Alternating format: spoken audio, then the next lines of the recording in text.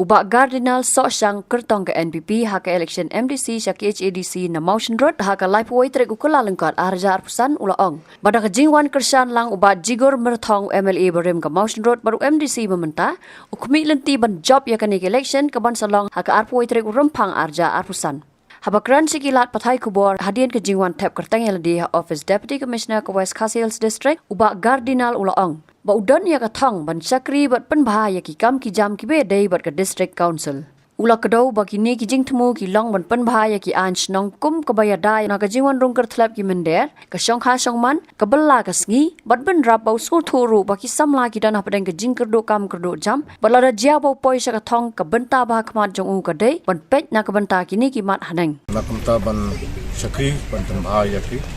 kam ki jam bedai bat ka council.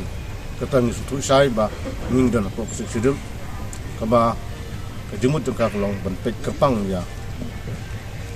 i kun nyo trap tentang so ya ka ban ong khwan choki ka ditu ka ba khmat ai bidang long ban pek lang ban pen bha ya ki anchna kum habite bat ka ne ka jingwan tur palat ni ki mender ha snong khasti ki jong oi dei bat ka songkhai soman habis itu kambalas ni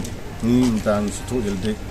ba dan keduk kam keduk jam ndai bun sinong kita gi jongi habis itu berkini kimpat dan ki an kira kumta ladang job bat ngapoi cak tang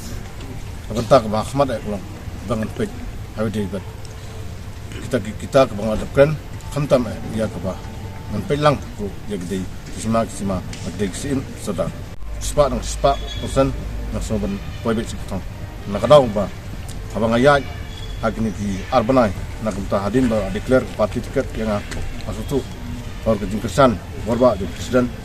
dan parti ba juga matang bederu ex MLA abdai ba ni kisantli kidong ya bang adan hangti Mawshynrut nadu ka area Garo area Langam area Nongtrai area Maram khamtam abdai ba ke area Maram lai ngalong marwai nak kita penekun ya kenik Elekshon MDC konta yamenta ngalong pun kasih pun khara Ampadon kuno ya kaba ban komen habidi bat kita kiwik seng bertai kiban ong ba nak mta ka jumpen kala ngadai kun kasi ubang tikna ya kaba cispa ngadai ban burom ya ka ei kaba kikni kikpa ki me ik pa ikilala kunta haduk menta ngolong kun kasi ya kaba ngampadan kuno ka jumpen tmai bedai bat kariti kedustu